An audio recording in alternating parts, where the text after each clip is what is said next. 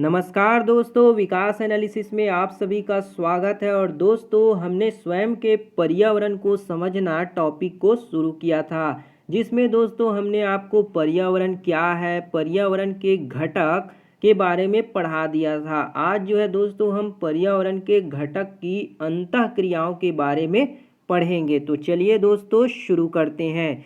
पर्यावरण के घटकों की अंतःक्रियाएं। पर्यावरण एवं उसके घटकों को समझने के बाद हम देखेंगे कि पर्यावरण एवं इसके विभिन्न घटकों में निरंतर अंतःक्रियाएं होती रहती है। ये अंतःक्रियाएं कितने प्रकार की होती है तथा पर्यावरण को किस प्रकार से प्रभावित करती है, इन सब के बारे में हम पढ़ेंगे।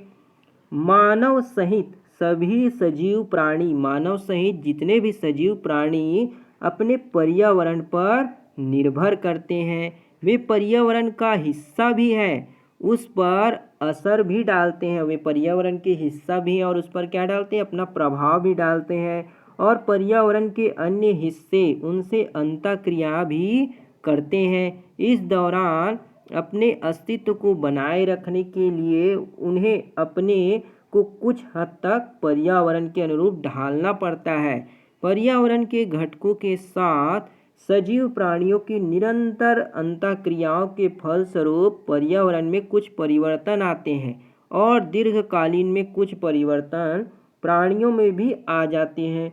इसी प्रक्रिया के फलस्वरूप लाखों वर्ष के दौरान वनस्पति और पशु विभिन्न प्रकार के विकास हुआ है। जैसे इन अंतःक्रियाओं को मोटे तौर पर निम्नलिखित रूप में वर्गीकृत किया जा सकता है। जैसे विभिन्न प्राणियों में अंतःक्रियाएं, कैसे आहार श्रृंखला, खाद्य श्रृंखला, ये सभी जो होती है विभिन्न प्राणियों में अंतःक्रियाएं होती है।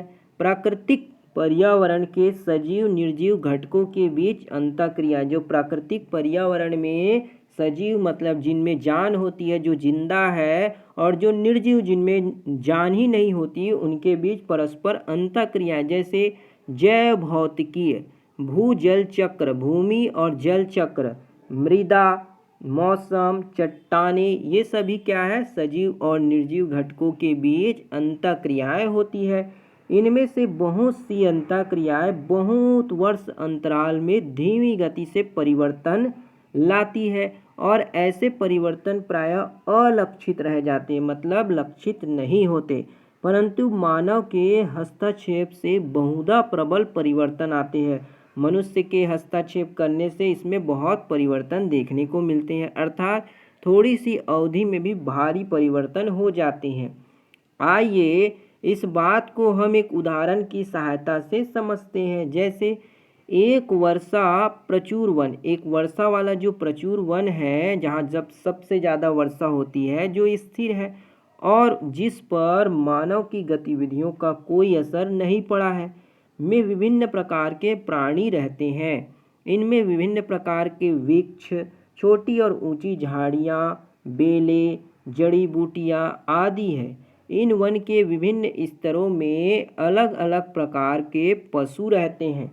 वह वन की जमीन पर विभिन्न प्रकार के कीड़े मकोड़े, सांप एवं अन्य जीव जंतु रहते हैं। इसके अतिरिक्त यह वन बड़े बड़े जंगली जानवरों और विभिन्न प्रकार के पक्षियों का भी क्या है, घर होता है। कुछ जानवर वनस्पतियों का भोजन करते हैं, कुछ जानवर जो होते हैं वनस्पति खाते हैं और कुछ जानवर जो होते हैं वो क्या होते हैं, मांस खाते हैं। ऐसी स्थिति में विभिन्न प्रकार के प्राणी एक दूसरे पर निर्भर करते हैं, जिनके कारण एक प्रतिपालन तंत्र का निर्माण हो जाता है, जिसके कारण एक सिस्टम बन जाता है।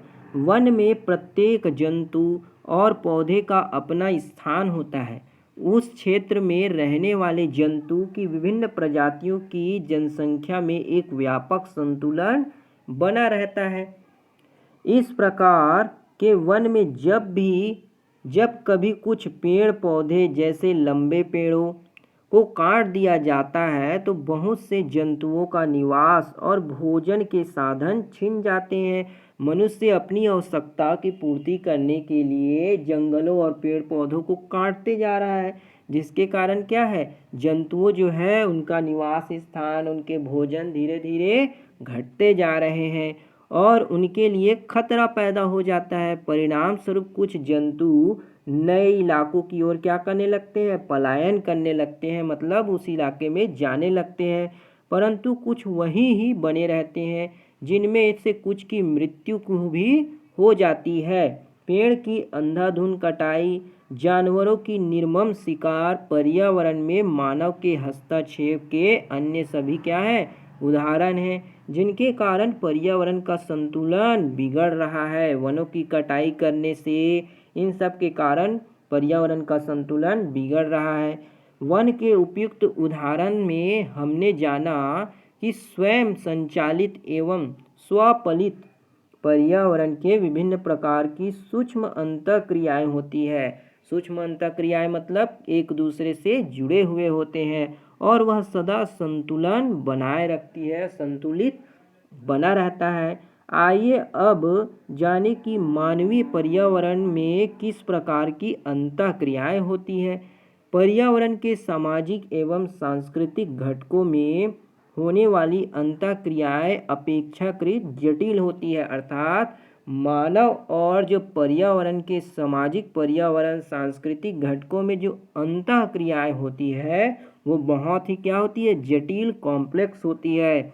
अतः इन अंतःक्रियाओं का केंद्र मानव होता है। इन सब अंतःक्रियाओं का केंद्र कौन होता है, मानव होता है। सामाजिक सांस्कृतिक पर्यावरण में हमारे आसपास की वे सभी चीज़ें सम्मिलित होती हैं जिनका निर्माण मानव अपनी ऊर्जा, औजार, कौशलों और सामाजिक संस्थानों के द्वारा करता है। संस्कृति के सभी पहलू मानव द्वारा निर्मित पर्यावरण के अंग होते हैं।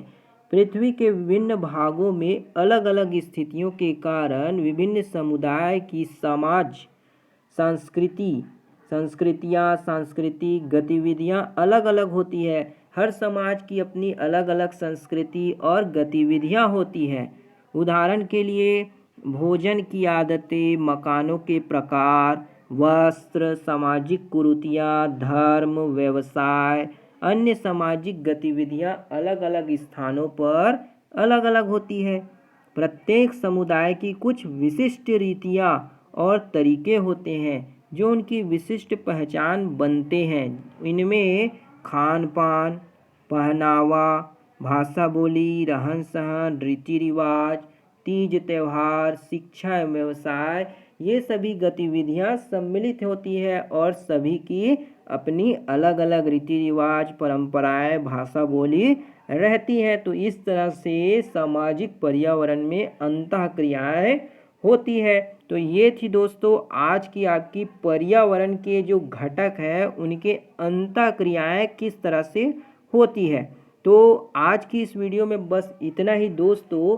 वीडियो बढ़िया लगा हो तो लाइक ज़रूर कीजिएगा और इसके आगे के पार्ट को दोस्तों हम बहुत ही जल्दी आपके सामने लेकर आएंगे, जिससे आपके आने वाले एग्ज़ाम में आपको हेल्प मिल सके। तो आज की इस वीडियो में बस इतना ही दोस्तों। मिलते हैं अगली वीडियो में, तब तक के लिए जय हिंद, वंदे मातरम।